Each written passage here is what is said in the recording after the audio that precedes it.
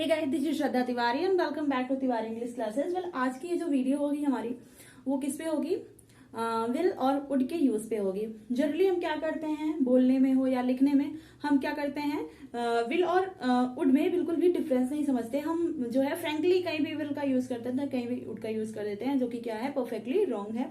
So here I am going to tell you what is the difference between the uses of will and would ना। तो first of all, generally जो हम जानते हैं, जो हमारा विल है ना, वो कहाँ पे लगता है? जो हमारा फ्यूचर टेंस होता है, ठीक है ना। हिंदी में उसमें लास्ट में मेन वर्ब के लास्ट में गागी गे आता है। सो फ्यूचर इंडेफिनिट टेंस में हम किसका यूज करते हैं? विल का यूज करते हैं, ठीक है। और अब जो पहला हमारा विल, और हम यहाँ पे विल और वुड को साथ में लेके चलेंगे। तो फर्स्ट ऑफ ऑल, जो हम अगर विल की यूज की बात करें तो ये कहाँ पे होता है? फ्यूचर इंडेफिनिट टेंस में, ठीक है। फ्यूचर इंडेफिनिट टेंस में हम किसका यूज करते हैं? विल का ना। जैसे वैसे आई के साथ जो है फर्स्ट पर्सन ऑफ प्रोनाउन के साथ किसका यूज होता है? शैल का। लेकिन मॉडर्न इंग्लिश में हम जो है कोई भी हो, चाहे फर्स्ट पर्सन हो, चाहे सेकंड पर्सन हो, चाहे थर्ड पर्सन हो, हम हर प्रोनाउन के साथ किसका यूज कर देते हैं? विल का यूज कर देते हैं, ठीक है। तो वैसे हम कर दे रहे हैं, यहाँ पे जाने दीजिए, ठीक है। चलो फिलहाल हम यहाँ पे लिख दे रहे हैं ही विल गो, ठीक है। तो ही विल गो ये है, क्या है हमारा? फ्यूचर इंडेफिनिट टेंस में है, मतलब मुझे पता है कि वो जाएगा, ठीक है। ये क्या है? पॉसिबल है भाई। ये संभवतः वो क्या है? जाएगा। कि देखो, संभवतः हम यहाँ पे इसलिए कह रहे हैं क्योंकि फ्यूचर कभी भी एकदम एग्जैक्ट नहीं हो सकता है ना। हम फ्यूचर में हमारी एक प्रेडिक्शन ही हो सकती है, प्रेडिक्शन जरूरी नहीं है कि वो सही हो, ठीक है। लेकिन ये है कि पॉसिबल है, चांसेस हैं कि वो जाएगा, ठीक है। लेकिन अगर हम यहाँ पे लिख दे रहे हैं ही वुड गो, ठीक है, तो ये क्या है? हमारा हाइपोथेसिस है। हाइपोथेसिस मतलब ये यहाँ पे ज्यादा पॉसिबिलिटी है, ठीक है, और यहाँ पे क्या है? लेस पॉसिबिलिटी है। यहाँ पे क्या है? लेस पॉसिबिलिटी है। तो जहां पे हम एक अनुमान लगाएंगे, जहां पे ज्यादा कम, बहुत कम चांसेस हैं, तो उस केस में हम यहाँ पे वुड गो, मतलब देखो दोनों का मतलब एक ही होगा हिंदी में, वो जाएगा, ठीक है। बट डिफरेंट ये है कि डिफरेंस इसमें ये है कि यहाँ पे पॉसिबिलिटी ज्यादा है जाने की, और यहाँ पे पॉसिबिलिटी कम है, मतलब बहुत कम है, लेस चांस है। तो पहला यूज तो हमारा ये हुआ कि जब भी अगर हम ही वुड गो बोलेंगे तो इट मीन वो जा भी सकता है, नहीं भी जा सकता है, नॉट सर्टेन ना। बट अगर हम ही विल गो बोलेंगे तो अगर हम 100 में से 95% सर्टेनिटी के साथ कह रहे हैं कि वो जाएगा, ठीक है।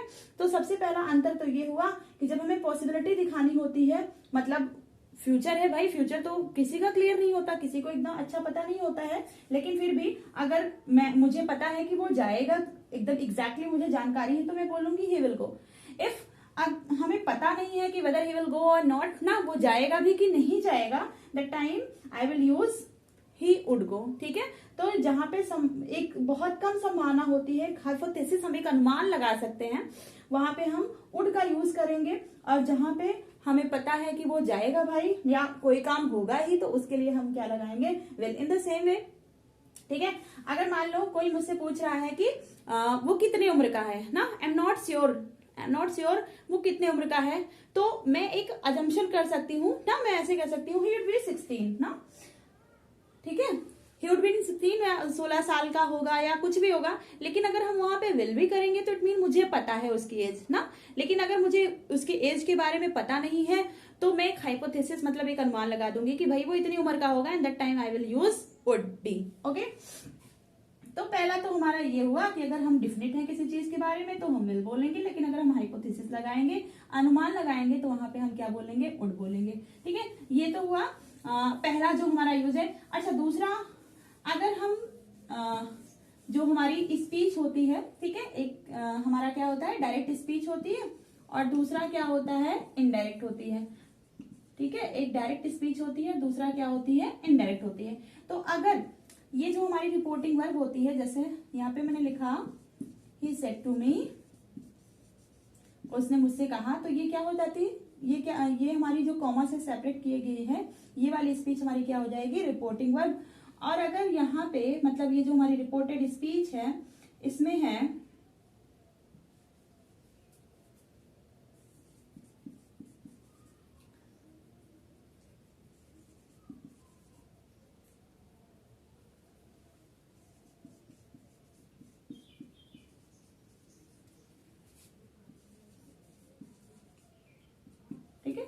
अगर ये है ही, जैसे ये हमारी रिपोर्टिंग वर्ब है और ये क्या है, रिपोर्टेड स्पीच है, तो इस रिपोर्टेड स्पीच को हम कौन सी स्पीच कहते हैं, डायरेक्ट स्पीच है।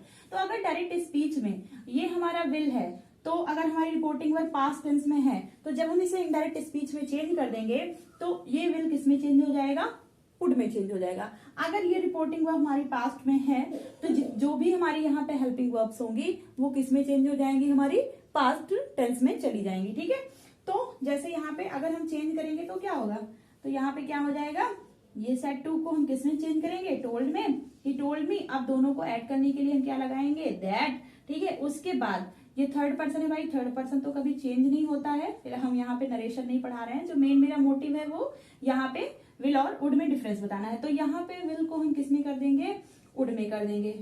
ठीक है, he would accept, first person subject के अकॉर्डिंग बदलेगा तो क्या हो जाएगा, हिज ऑफर। ओके, अब यहाँ पे आप देख रहे हैं कि विल किस में कन्वर्ट हुआ, वुड में। तो कुल मिला के यहाँ पे क्या सेंस निकला कि विल जो है, सॉरी वुड जो है वो पास्ट फॉर्म है किसका, विल का। ठीक है, वुड जो है वो पास्ट फॉर्म है किसका, विल का। ठीक है, तो दूसरा यूज जिसका ये हुआ, पहला आपने क्या पढ़ा था कि पॉसिबिलिटी, अगर ज्यादा पॉसिबिलिटी है किसी भी चीज के लिए तो हम वहां पे विल का यूज करेंगे, और उसके बाद हम किसका यूज, अगर नहीं पॉसिबिलिटी है भाई, हमें खुद ही नहीं क्लियरली पता है, तो वहां पे वुड का यूज करेंगे। दूसरा इसका डिफरेंस, मतलब इसके यूजेस में डिफरेंस ये है कि सबसे पहले अगर आप यहाँ पे देख रहे हो, अगर आपकी ये रिपोर्टिंग वो पास्ट टेंस में है और यहाँ पे विल है, तो जब हम उसे डायरेक्ट इनडायरेक्ट स्पीच में कन्वर्ट करेंगे तो इस विल को हम किस में कन्वर्ट कर देंगे, वुड में कन्वर्ट कर देंगे। ठीक है, ये अब देखो एक चीज और,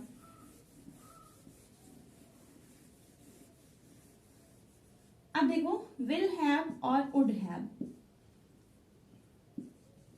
विल हैव और वुड हैव।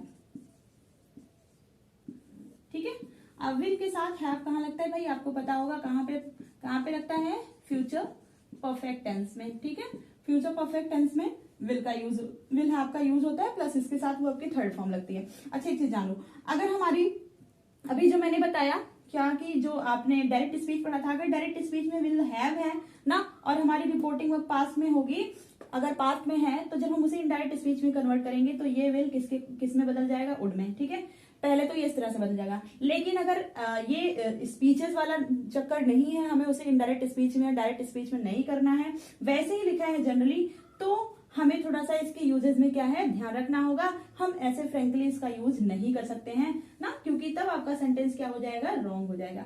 तो सबसे पहले देखिए, तो फ्यूचर, मान लो फ्यूचर परफेक्ट टेंस है, तो हमने कहा, हमने अज़म कर दिया भाई, she will have boiled the milk, वो दूध को क्या कर चुकी होगी, बॉइल कर चुकी होगी। ठीक है, she will have boiled the milk. अब विल के साथ हैव तो इस सेंस में लगेगा, फ्यूचर परफेक्ट टेंस में लगेगा, लेकिन अब वुड के साथ हैव हम कहाँ यूज करेंगे, तो इसका भी तरीका है। ठीक है, वुड के साथ हैव अगर नॉर्मल सेंटेंस में आपको यूज करना है तो ये इसका यूज किसके साथ होता है, पास्ट परफेक्ट टेंस के साथ। इसका यूज किसके साथ होता है, पास्ट परफेक्ट टेंस के साथ। ये तो आप फ्यूचर परफेक्ट बना लिए, लेकिन अगर वुड के साथ हैव लगाना है आपको ना, मतलब अगर वुड के साथ हैव लगा है तो वो किसके साथ यूज होता है, पास्ट परफेक्ट टेंस के साथ। जैसे अब देखिए यहां पे अगर मैंने लिखा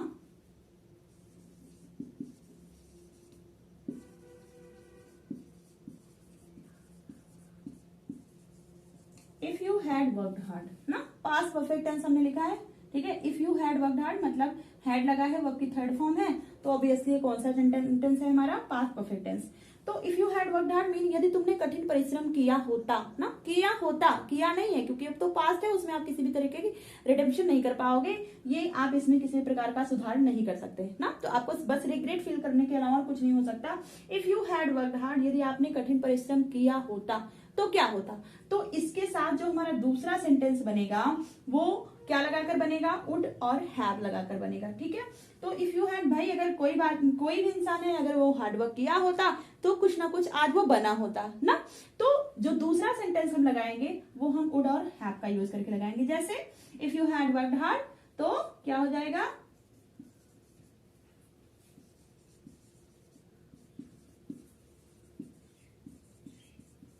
you would have secured good marks।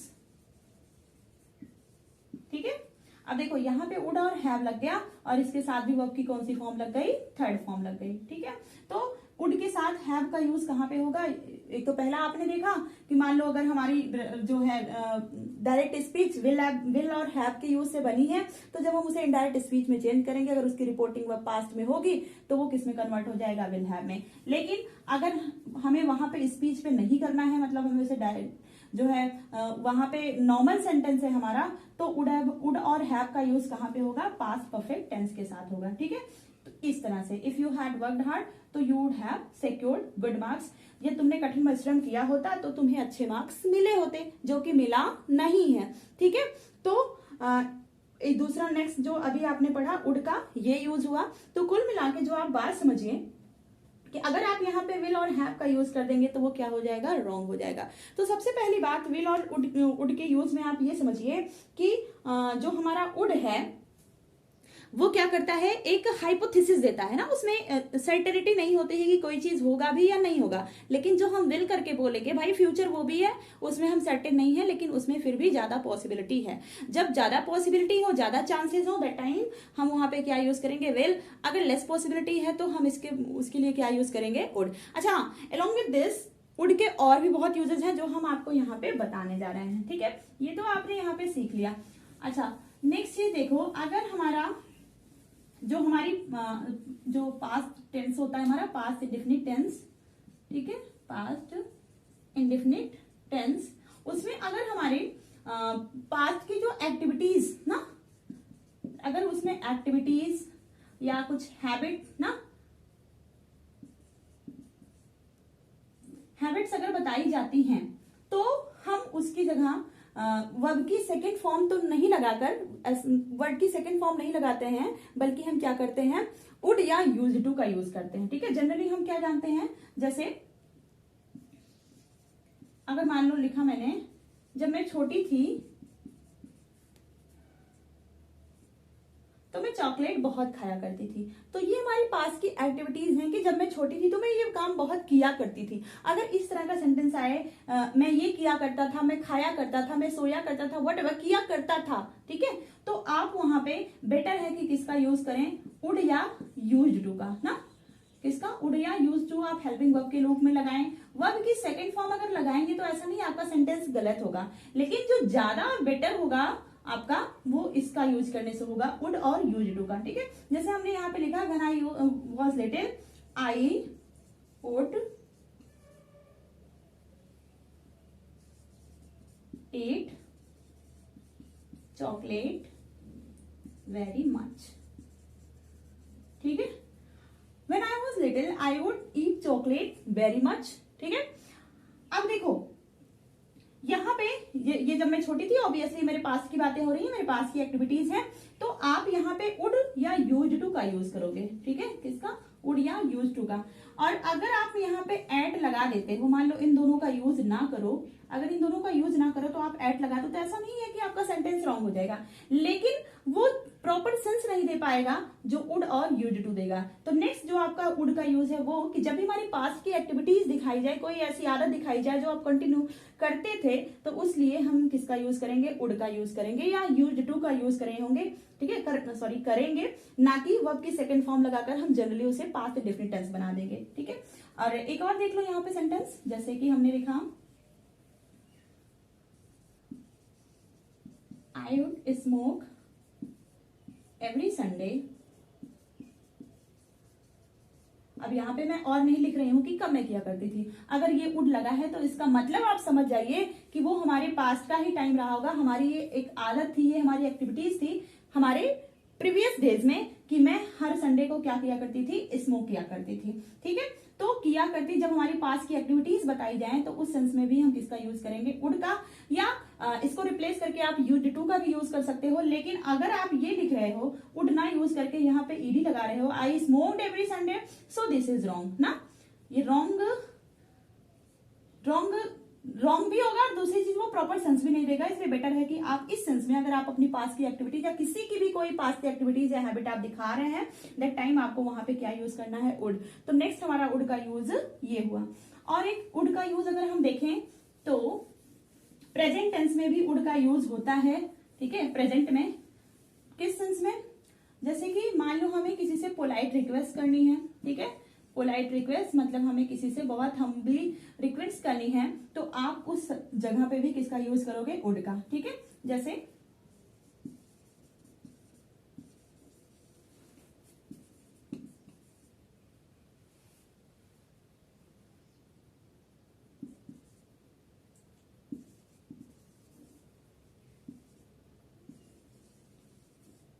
Would you like to sing a song ना।